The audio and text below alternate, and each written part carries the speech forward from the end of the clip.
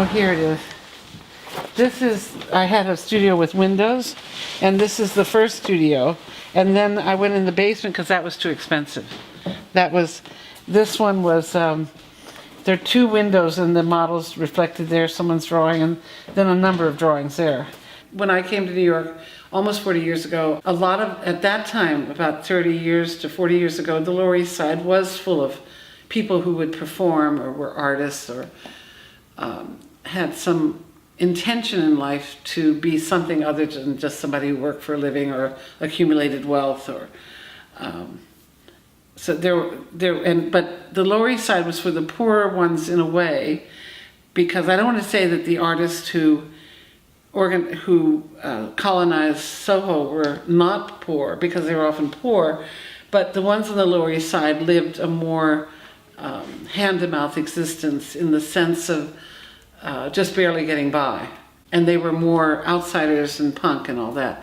Soho was colonized, and that would be over by south of Houston and from West Broadway to Broadway and over to Canal. That was colonized by people who wanted space to make art, and often they were fairly successful.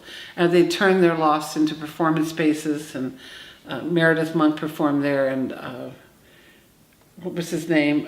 The monologue guy who committed suicide, Spalding Gray and the Wooster Group, a lot of revolutionary performers who were more successful, and I don't want to call them mainline because the whole of Fluxus was against tradition and establishing that art could be something other than easel art and stuff like that. So when I came to New York, I loved that area over there, Spring and Lafayette, and my friend Virginia Admiral had organized 4 different loft buildings for artists, and that's you buy a loft with a mortgage and $30,000 down for each floor, and you hold on to the first floor so you can make money from that.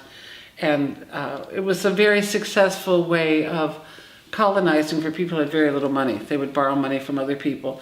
The Lower East Side mostly were renters, not really people who bought buildings, and sometimes squatters, like the Umbrella Building and other squats, abandoned buildings that just the landlords weren't making money.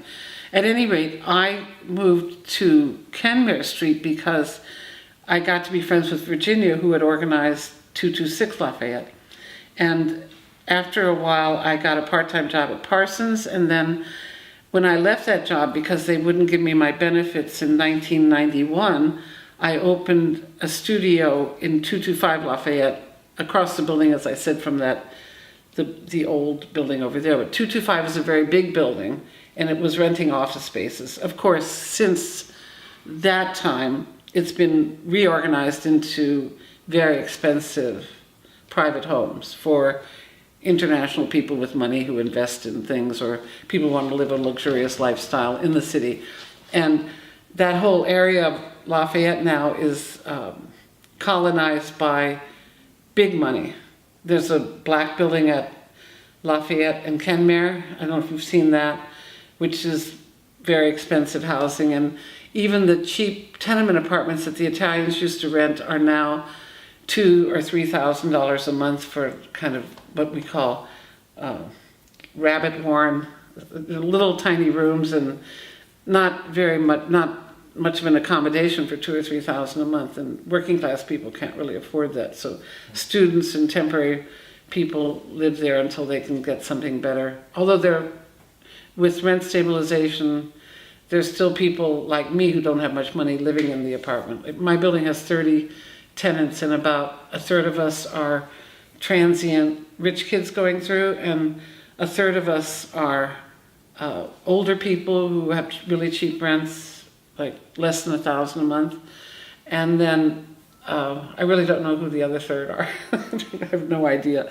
But, oh, I should turn that off.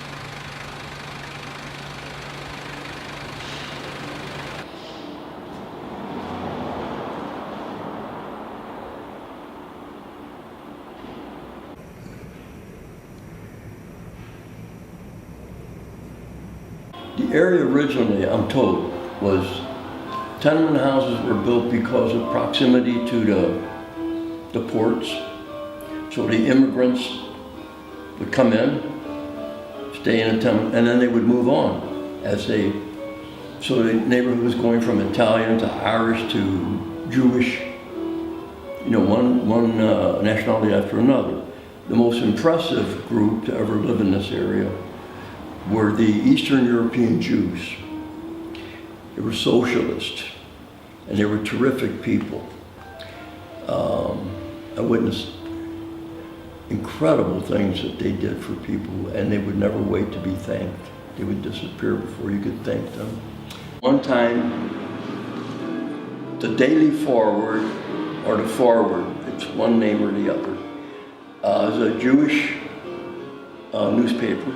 They published in English and in Hebrew. And at one time it was the largest circulating newspaper in the country. That shows you how powerful this area was at that time. And now it's like luxury apartments. But there are a number of places that are like really landmarks that you can, like they're dying to be remembered before they disappear. There's the Bialystoker Bakery. There's a Knish place on Houston, whatever they call it here. Right around the corner from the street. And it's been there forever. And then there's right down the street from Sunshine, his Russin Daughters. Do you know it? You know Russin Daughters? Yeah. Yeah. And that's like a classic establishment. They're like these little spots here and there. They're going to disappear. And Russin Daughter won't disappear, but the Knish place will disappear eventually. When his lease comes up, it's going to be screwed. That Orthodox Jews do not drive cars or light candles or cook or have any kind of relationship with flame or light or electricity on Friday night to Saturday night, the Sabbath. So the synagogue is a huge synagogue, and it was there for a huge population on the Lower East Side of Jewish people.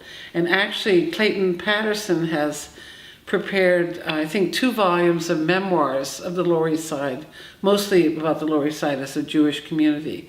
Well, there's still signs of that, like up the street is a Greek Jewish synagogue, and they still have congregants, and they have festivals, and then around the corner on Houston, there's a synagogue that just burned, that was landmarked, I think. And of course, the synagogues kind of die out if there are no Jews living around the synagogue. If it's Orthodox, because they have to walk to the synagogue, they can't take a car. So Eldridge Street Synagogue is so huge that when they have a congregation meeting, they meet on the first floor, not in the main area, which could seat 2,000 people or so. They meet kind of in the basement to the side, and there may be 20, 30 people there for the congregation. And they have tours. It's like a museum, but they've restored everything in it. And they had a contest, and Kiki Smith won the contest to do a window to put in the high up area. There's also a synagogue. That's something you might look into too in terms of the sequence of the past. There's it's the Oren Sons Foundation. It's a synagogue that imitates a Christian church.